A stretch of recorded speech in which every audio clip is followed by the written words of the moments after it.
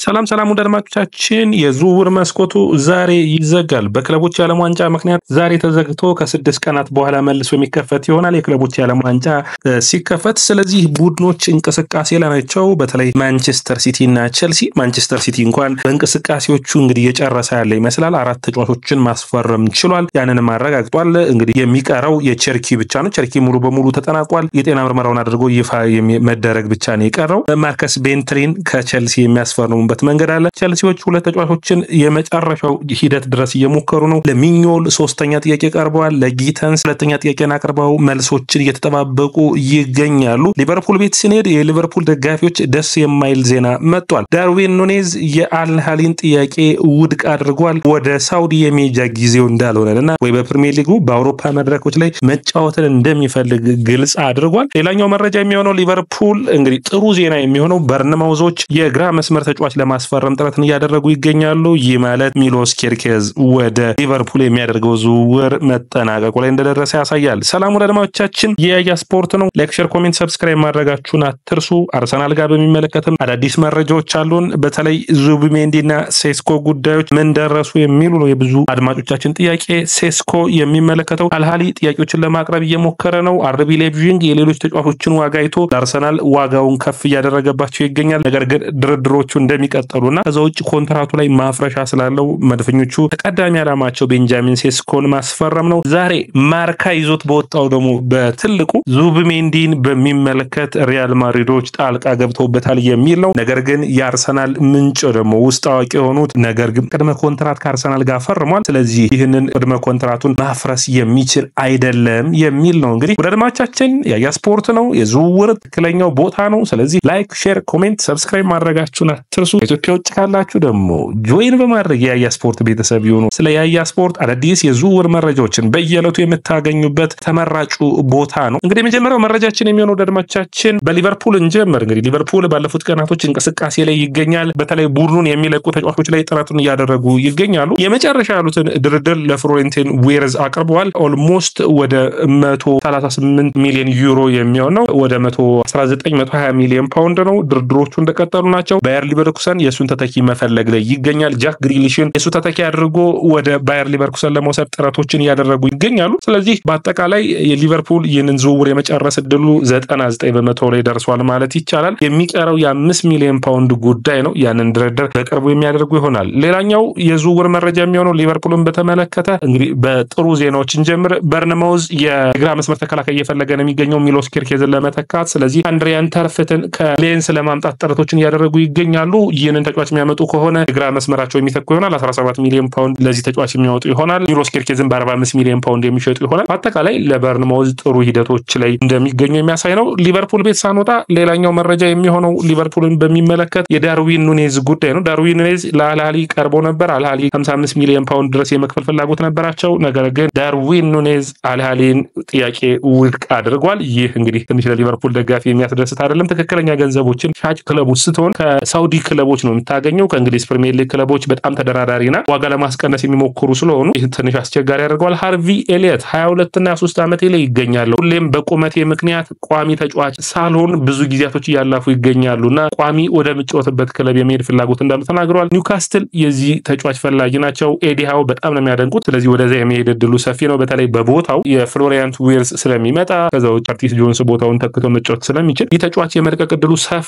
ነው። ወደ አድማጮቻችን በቀጥታ ወደ ማንቸስተር ዩናይትድ ዝውውር ነው። ማንቸስተር ዩናይትድ በዚህ ሳምንትም ድጋሚ ለቪክቶሪዮ ኮሬስ ደውለዋል። እንዴት ማድረግ እንዳለባቸው በዝውውሩ ላይ የሚያወጧቸውን ገንዘብ ሂደቶችን በሚገባ ተቆጣጥረው እያሰቡበት ይገኛሉ። ነገር ግን የተጫዋቹን ሁኔታ አጣርተዋል። አሁን የራሳቸው በውስጣዊ ሁኔታቸው ውሳኔዎችን ማሳለፍ ይጠበቅባቸዋል። ተጫዋቹ ምን ያክል ደሞዝ እንደሚፈልግ ምን ያክል ለዝውውር እንደሚወጣ ያውቃሉ። ከ63-67 ሚሊዮን ፓውንድ ለስፖርቲንግ ሊዝበን ማቅረብ ይጠበቅባቸዋል። ለተጫዋቹ እስከ 250 ሺህ ደሞዝ መክፈል ይጠበቅባቸዋል። የተጫዋቹ ደሞዝ አሳሳቢ አይደለም። የሚለቋቸው ተጫዋቾች ላይ ተማምነው መሆን ይጠበቅበታል እንጂ ድርድሮቹ የሚቀጥሉ ይሆናል። ማንቸስተር ዩናይትድ በቀጥታ ወደ ድርድር የመግባት ፍላጎት አለው። ብሪያን ምቤሞን በሚመለከትም ማንቸስተር ዩናይትድ ከሌሎች ቡድኖች የመጣውን የዚህን ተጫዋች ለመጥለፍ ሙከራ በሚገባ ተከላክሎ አሁን ተጫዋቹን ለማሳመን ሙሉ በሙሉ ስራቸውን ጨርሰዋል። የዋጋ ጉዳይ ነው። ከብሬንፎርድ ጋር ድርድሮቹን የሚቀጥሉ ይሆናል። ወደ አድማጮቻችን ሌላኛው መረጃ የሚሆነው አንቶን ሴማዮን ይመለከታል። አርሰናሎች፣ ቶተንሃም፣ ማንቸስተር ዩናይትድ የዚህ ተጫዋች ፈላጊ ናቸው። ቶተንሃሞች ገፋ ብለው ይህንን ተጫዋች ለማስፈረም ጥረትን እያደረጉ ይገኛሉ። አርሰናል አርሰናል ቤት ሳንወጣ አርሰናሎች አሁንም በዝውውር መስኮቱ ላይ ሽያጭ ላይ ማተኮርን ያስባሉ። አንዱ ዚቼንኮ በሚላን ይፈለጋል። የነ ተጫዋች እንግዲህ ሚላኖች ጥሩ እይታቸውን ጥለውበታል። ዚቼንኮ ብዙ መስመሮችን የመሸፈን ቦታ አለው ብለው ያስባሉ። በተለይ ቲዮ ሄርናንዴዝ የሚለቅ ከሆነ በዚቼንኮ ለመተካት ያስባሉ። ቲዮ ሄርናንዴዝ ያልሃልን ጥያቄ ውድቅ አድርጎ ወደ ቀድሞ ክለቡ አትሌቲኮ ማድሪድ የማቅናት እድሉ ሰፊ ነው። ስለዚህ አትሌቲኮች ይህንን ተጫዋች የሚያገኙ ከሆነ ጥሩ ሂደት ነው የሚሆነው። ዚቼንኮ አርሰናሎች እስከ 20 ሚሊዮን ፓውንድ የሚጠብቁ ይሆናል ከዚህ ተጫዋች ዝውውር። አርሰናል የሚመለከት ሌላኛው መረጃ የሚሆነው እንግዲህ የዙቢሜንዲ ጉዳይ ነው። ዙቢሜንዲ አከራካሪ እንደሆነ እንደቀጠለ ነው የሚገኘው። ዛሬ ማርካ ይዞት የወጣው መረጃ ነው። እንግዲህ የስፔን መረጃዎች እንደምታውቁት የቡድኖቻቸውን አሁን ማርካ ብዙውን ጊዜ የሪያል ማድሪድ ተነባቢ ጋዜጣ ነው የሚያተኩረው ቡድኑ እንዲያስፈርሙ የሚፈልጋቸው አይነት ተጫዋች ነው። ስለዚህ ዙቢሜንዲን ዣቪ አሎንሶ ስለሚወደው በደንብ በሚገባ እንግዲህ በጋዜጦቻቸው አርሰናልን ዝውውር አቋርጦ ወደ ማድሪድ እንዲመጣ ጥረቶችን እያደረጉ ነው። ነገር ግን ብዙ መረጃዎች የሚያሳዩት አንድ ሶፍ አርሰናል ፋብሪዚዮ ሮማኖ ሁሉም ነገር ተጠናቋል የሚል ነው ይህንን ዝውውር። እንዲሁም አንድ ሶፍ አርሰናል እንግዲህ አርሰናልን ብዙ መረጃዎች የሚወጣው አርሰናል ቅድመ ኮንትራት ቅድመ ውል አለው ከሪያል ሶሲዳድ ከዙቢሜንዲና እንዲሁም ደግሞ አርሰናል ውል አላቸው። የጤና ምርመራው ማለፍ ብቻ ነው የሚጠበቅበት። በጁላይ 1 ደግሞ የተጫዋች ይፋ ይሆናል የሚል ነው። ሰዎች አርሰናሎች የሴስኮን ጉዳይ በሚገባ እየተደራደሩ ይገኛሉ። ንግግሮችን ጀምረዋል። ይፋዊ የሆነ ጥያቄ እስካሁን ድረስ አላቀረቡም። ምን አይነት ዋጋ እንዳለው ምን አይነት የተጫዋቹን ሂደቶች እንዳሉ አውርተዋል። ነገር ግን እዚህ ዝውውር ላይ አልሂላል ለመግባት ጥረቶችን እያደረገ ነው። አልሂላል ዛሬ ብቻ እንግዲህ ቪክቶር ኦሲሜን መልሶ ደውሎ አናግረዋል። ሴስኮን አነጋግረዋል። አጥቂ መስመር ቪክቶር ኮሬስን አነጋግረዋል። እነዚህን ሁሉ ተጫዋቾች ጥረት እያደረጉ ይገኛሉ። ብዙዎቹ እንግዲህ አልሂላል ሀሳባቸው ምንድነው ለክለቦች ዓለም ዋንጫ ከመሄዳቸው በፊት አንድ ትልቅ ዝውውርን አካሄደው ወደዛ ማቅናትን ነው። ቡድኑ ትኩረትን እንዲስብ የሳውዲ ሊግን ለማስተዋወቅ እንደሚሆን የሚጠበቅ ነው የሚሆነው። በአጠቃላይ ግን በዝውውር መስኮቱ ላይ አርሰናሎች ራሳቸውን ለማዘጋጀት እየሞከሩ ነው የሚገኙት። ሴስኮን ተቀዳሚ ዓላማቸው አድርገዋል። በሚገባም ተጫዋቹን ለማስፈረም ጥረቶችን እያደረጉ ይገኛሉ። አርሰናል ከ60 እስከ 70 ሚሊዮን ፓውንድ ያወጣል ተብሎ ይጠበቃል። በጣም ቢበዛ 70 ሚሊዮን ፓውንድ። ውል ማፍረሻው ላይ እንግዲህ ፐርፎርማንስ ሪሌትድ የሆኑ የውል ማፍረሻ ኮንትራቶች አሉ። ባለፉት ከጥር ወደዚህ ያስቆጠራቸው ጎሎች ዋጋው እንዲጨምር ያደረጉት አንዱ ምክንያት ነው የሚሆነው። አርሰናል እንግዲህ በዝውውር መስኮቱ ላይ የሚፈልጋቸውን ተጫዋቾች ለይቶ ማወቁ ጥሩ የሚባል ሲሆንም የመስመር ተጫዋቾች ላይ ግን ባርኮላን እንዲሁም ደግሞ ሌላኛው ተጫዋች ሆኖ ኒኮ ዊሊያምስን ይፈልጋል። ነገር ግን በመስመር ተጫዋቾች ፍለጋ ላይ አርሰናል፣ ባየር ሙኒክ፣ ቼልሲ ትኩረት አድርገው እየሰሩ ነው የሚገኙት። በተለይ የኤሲ ሚላኑን የመስመር ተጫዋች የሆነውን ራፋኤል ሊያውን በሚመለከት አልናስር ጥያቄ አቅርቧል ደግሞ። ስለዚህ ሳውዲ ክለቦችና የአውሮፓ ክለቦች በሚገባ በተጫዋቾች ላይ ፍክርን እያደረጉ ይገኛሉ። እንዴት ይሆናል በዝውውሩም እንግዲህ ሲጠናቀቁ የምናያቸው ይሆናል። ሌላኛው የዝውውር መረጃችን የሚሆነው ወደ ቼልሲ ቤት እናቅናና ቼልሲ እንግዲህ ትናንት ማርከስ ቤንተላይ በሚመለከት የዝውውር አዳዲስ መረጃዎችን አድርሳችሁ ነበር። ነገር ግን ያ አልተሳካም። እንግዲህ ማርከስ ቤንተላይ በቀጥታ የክለቦች ዓለም ዋንጫ አባል ሆኖ ማንቸስተር ሲቲ ስብስብ አካል የሚሆን ይሆናል። ማንቸስተር ሲቲዎች እንግዲህ ለክለቦች ዓለም ዋንጫ አትኑሪን አመጣዋል። ጥሩ ብቃት ያለው የግራ መስመር ከወልቭስ፣ ቸርኪን ከሊዮን አመጣዋል። ሁለቱ ምርጥ ተጫዋቾች ናቸው ማለት የሚቻለው። በተለይ ማንቸስተር ሲቲን ቋሚ 11ን ማሻሻል የሚችሉ ናቸው። ከዛው ውጭ ሬንደርስን ከኤሲ ሚላን አመጣዋል።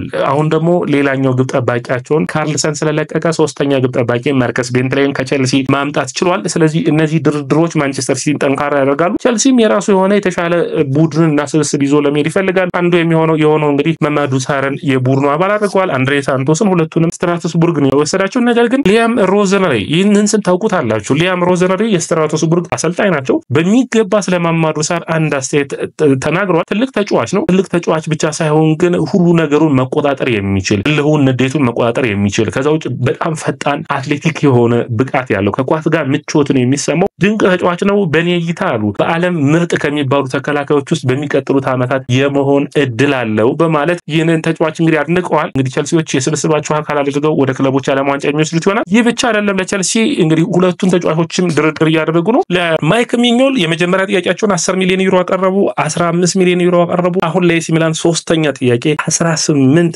ሚሊዮን ፓውንድ አቀርበዋል። ይህ ጥያቄ እንግዲህ የሚቀበሉት ይሆናል። ነገር ግን ኤሲ ሚላን አሁንም ይህንን ጥያቄ ላለመቀበል ጥረት እያደረጉ ነው። ምክንያቱም ኤሲ ሚላን ይህንን ተጫዋች ይዘው በመቆየት ዋጋው ከፍ ይላል የሚል ፍላጎት አላቸው። ነገር ግን ቼልሲዎች ቶሎ በማጠናቀቅ ዛሬ ይህንን ተጫዋች ማስፈረምን ያስባሉ። በክለቦች ዓለም ዋንጫና ቼልሲን ስናወራ እንግዲህ በክለቦች ዓለም ዋንጫ ላይ ከፍተኛ እድል የተሰጣቸው ፒኤስጂ 19% የማሸነፍ እድል ተሰጥቷል። ማንቸስተር ሲቲ 18%፣ ባየር ሙኒክ 13%፣ ኢንተር 12%፣ ሪያል ማድሪድ 10%፣ ቼልሲ 8.5% ተሰጥቷል። ይህ ማለት ቼልሲ ስድስተኛ የማሸነፍ እድል ካለው ቡድኖች ውስጥ ተመዝግቧል። እንግዲህ ቼልሲ ይህንን በሚገባ በሚገባ መወጣት ይጠበቅበታል። ምን ያክል ይሄዳል? በትናንቱ የክለቦች የዓለም ዋንጫ ፕሮግራማችን ላይ ያደረስናችሁ መረጃዎች ነው። ሌላኛው ወዳድማቻችን ቸልሲን የሚመለከተው የባይኖ ጊተንስን የሚመለከተው እንግዲህ ጄሚ ባዮ ጊተንስን የሚመለከተው ቸልሲ የመጀመሪያ ያለውን 30 ሚሊዮን ፓውንድ አቅርቦ አልተቀበሉትም ነበር። አሁን ሁለተኛ ጥያቄውን 40 ሚሊዮን ፓውንድ አቅርቧል። ዛሬ እነዚህን ሁለቱን ዝውውሮች ለመጨረስ ቸልሲዎች ይጣደፉ ይገኛሉ። በተለይ የባይኖ ጊተንስ ዝውውር እና የሚኞል ዝውውር ለቸልሲ የሞትና የሽረት ያክል ከጊዜ ጋር የሚሯሯጥበት ነው የሚሆነው። ካልተሳኩ ግን ዝውውሮችን ለማሳካት አሁንም የሚቀጥሉ ነው የሚሆነው። ሌላኛው መረጃችን የሚሆነው ወዳድማቻችን እንግዲህ ቸልሲ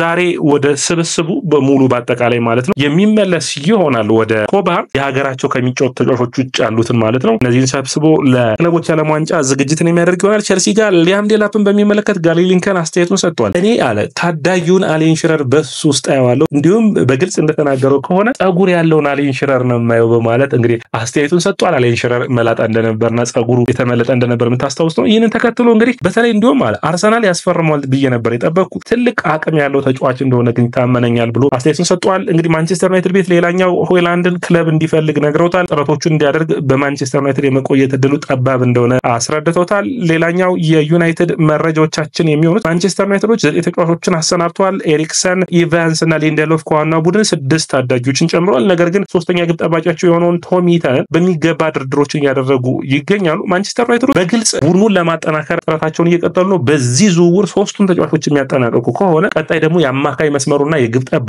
ፍለጋን ወደ ዝውውር የሚወጡ ይሆናል ተብሎ ይጠበቃል። ጃኮብ ራምሴ በሚገርም ሁኔታ ኒውካስትል የሚፈልገው ተጫዋች ሆኗል። ጠንካራ ከሚባሉ ጥሩ ፐርፎርማንስ ካላቸው ተጫዋቾች ውስጥ አንዱ ነው። ስለዚህ ወደ ኒውካስትል የመሄድ እድል ይኖረዋል። አስቶን ቪላ እንግዲህ ተጫዋቾቹ በብዙ ቡድኖች ይፈልጋሉ። አቡበከር ካማራ የአማካይ መስመር ተጫዋቻቸው በአልሃሊ ይፈልጋል። የሳውዲ ክለቦች ብዙ ተጫዋቾችን እየፈለጉ ይገኛሉ። ጥረታቸው ከተሳካ እንግዲህ ብዙ ተጫዋቾችን የመውሰድ ዓላማ አላቸው። እንግዲህ ካማራን ይፈልጋሉ።